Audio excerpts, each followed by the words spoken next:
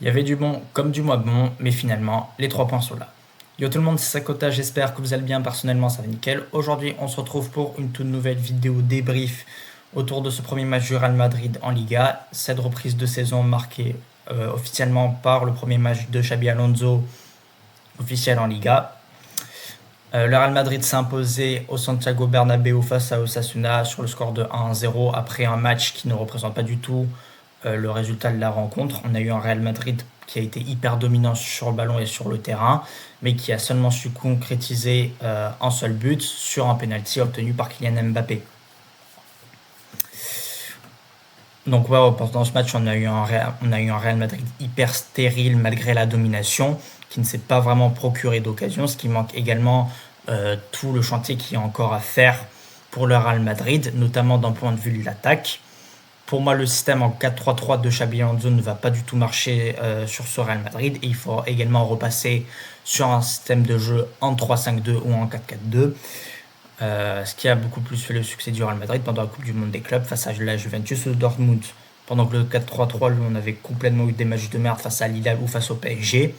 Le 3-5-2 permet de résoudre énormément de problèmes du Real Madrid tout en conservant les avantages. Tout d'abord, au niveau de la défense, le Real Madrid, jouant sous 3 défenseurs axiales, sous 3 défenseurs centrales, a été beaucoup plus dominant d'un point de vue défensif, se prenant beaucoup moins de contre-attaques et récupérant rapidement le ballon. Surtout maintenant avec la recrue de Digne Gisen qui permet de complètement dominer en soi le ballon d'un point de vue défensif pour éviter les contre-attaques, et également avec son talent de passe qui permet de renvoyer directement à l'attaque. Également la possession du milieu avec un Valverde et un Tchouaméni dans ce trio de milieu. Cependant, ce 4-3-3 montre également tout le manque créatif du milieu que j'avais déjà énoncé auparavant. Avec la venue de Rodri qui finalement n'est plus du tout la fin des rumeurs de transfert au Real Madrid, on aurait vraiment eu un milieu beaucoup plus créatif.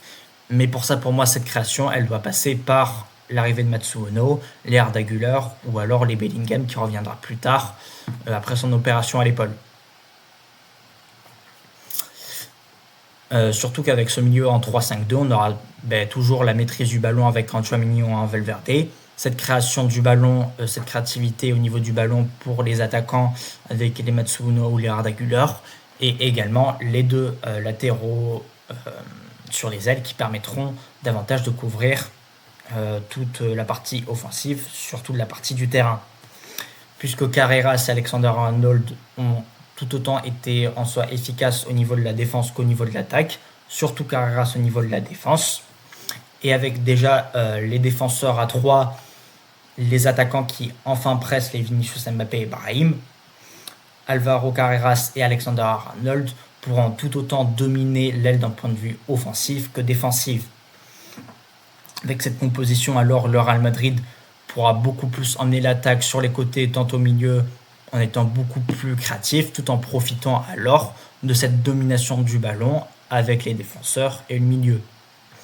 Également, le milieu, l'attaque à 2 permet de réduire l'attaque à 3 qui pour moi ne fonctionne plus du tout au Real Madrid depuis le départ de Benzema. On a bien vu sur la saison 2024-2025 à quel point cette attaque n'était plus du tout efficace. Et sur la saison 2023-2024, quand le Real Madrid jouait à 2 sans véritable numéro 9, c'était tout autant efficace. Maintenant qu'on a 2 numéros 9 en la personne de Endrick et de Gonzalo Garcia, mais qui ne sont pas des 9 comme le Real Madrid, pour moi, il faut véritablement miser sur l'attaque à 2 pour qu'elle soit beaucoup plus efficace. Avec une attaque à 2, avec toujours un ailier comme Vinicius, Mbappé ou Rodrigo, je peux toujours quand même profiter du renfort d'un côté, notamment sur le côté gauche avec Vinicius, qu'on a bien vu qui, en zone enfant, a quand même essayé de pas mal percuter sur l'aile gauche, mais il était complètement cadenassé par le bloc bas de Osasuna, qui pourra alors servir pour un 9 en la personne de Gonzalo Garcia ou Endrick pour réceptionner les centres ou alors les passes. Parce qu'on a bien vu Alexander-Arnold plusieurs fois, malgré son mauvais match, essayer de créer des occasions en balançant des caviars et des centres. Mais très clairement, avec un Mbappé en 9, c'est pas aussi efficace. S'il y avait déjà eu un Gonzalo Garcia dès le début, là, véritablement, les centres auraient pu être efficaces. Surtout qu'en même temps, Alvaro Carreras et Alexander-Arnold beaucoup plus haut sur le terrain. Il faut véritablement un 9 pour réceptionner beaucoup plus les occasions et augmenter en soi le ratio de grosses occasions devenant des buts. Surtout ça permet de contrer les blocs bas, parce que là la différence sur le bloc bas, elle s'est seulement faite sur une différence de Mbappé sur un coup de génie, l'obtention de ce penalty, mais très clairement le Real Madrid ne pourra plus compter comme sur la saison dernière d'un éclat de génie de Vinicius ou Mbappé pour essayer de contrer les blocs bas. C'est pour ça qu'il faut véritablement miser davantage sur l'attaque en passant par les ailes avec des latéraux de qualité, un 9 pour réceptionner les passes, ou alors également un attaquant pour davantage basculer sur un côté et emmener au niveau du centre pour ce 9. Également, je pense que cette attaque à 2 pourra permettre de faire briller davantage les recrues Gonzalo Garcia ainsi que Hendrick, et également de faire davantage briller Matsunu, les Bellingham et l'Arda Güler au niveau du milieu central. Également, pour ce qui est du cas de Rodrigo, j'ai été surpris et un peu déçu qu'il ne le fasse pas rentrer dès le début malgré la mauvaise performance de Brahim. Surtout que Rodrigo, dans ce milieu en 3-5-2, pourra véritablement apporter quelque chose. Sur une mauvaise performance peut-être de Alexander-Arnold ou de Alvaro Carreras, Rodrigo pourra changer en tant que super sub pour apporter une différence beaucoup plus offensive sur l'un des côtés. Surtout que lui, contrairement à Vinicius ou Mbappé auparavant, presse beaucoup plus et pourra toujours assurer la défense. On a la chance d'avoir Rodrigo en tant que super sub, un Gnedi qui peut autant jouer à droite et même surtout à gauche pour faire renverser le jeu. Et ce serait dommage de vraiment ne pas en profiter. Donc ouais, voilà, ce Real Madrid a été hyper stérile dans le jeu malgré la domination, ce que je trouve quand même dommage, surtout quand tu as eu des joueurs d'une hyper bonne efficacité en attaque. Alvaro Carreras, Dini Ujisen qui a essayé de créer énormément d'occasions par des tirs de loin, les Arda Güler, les Mbappé et les Alexander-Arnold qui ont essayé de combiner malgré l'échec. Certes, des joueurs qui également n'ont pas réussi mais qui se sont quand même donnés à fond et ont proposé du volume dans le jeu. Les Vinicius et Brahim qui ont sorti certes une mauvaise performance, qui n'ont pas été du tout efficaces sur leur côté contre le bloc bas d'Osasuna qui a refusé complètement le jeu, qui est d'ailleurs littéralement un jeu de terroriste. Vinicius et Brahim ont essayé de se donner à fond, ont quand même essayé d'apporter une situation beaucoup plus défensive et ont quand même été beaucoup moins inefficaces dans le jeu que sous le système de jeu d'Ancelotti.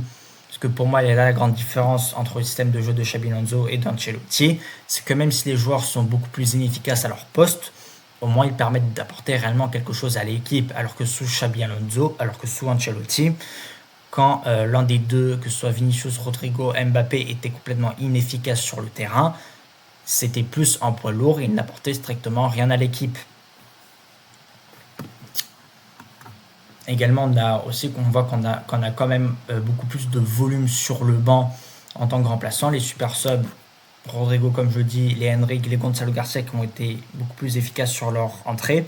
Surtout notamment Carvajal en remplaçant Alexander-Arnold.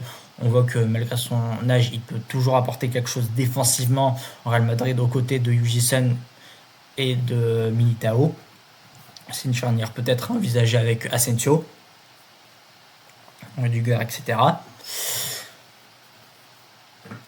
Mais très clairement, ce serait dommage de ne pas profiter de tous les profils individuels que tu as dans ton équipe en les nerfant avec ce système de jeu en 4-3-3, là où le système de jeu en 3-5-2 peut être beaucoup plus efficace. Donc oui, le Real Madrid a été beaucoup plus efficace en soi dans le jeu, dans la domination du ballon, du terrain, etc. Mais il manque très clairement cette étincelle d'une attaque offensive, d'un niveau de création comme sur la saison 2023-2024. Et c'est réellement pour moi ce qui fera toute la différence au moment où le Real Madrid arrivera à adopter cette habitude, en plus du système de jeu du Xabi Ball.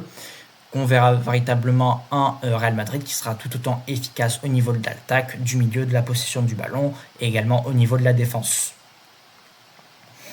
Donc bref, un premier match qui a été quand même assez satisfaisant au niveau de l'espoir qu'on a dans le Chablis Bowl, au niveau de l'espérance qu'on a mis dedans. Mais très clairement, il y a encore beaucoup de points à améliorer.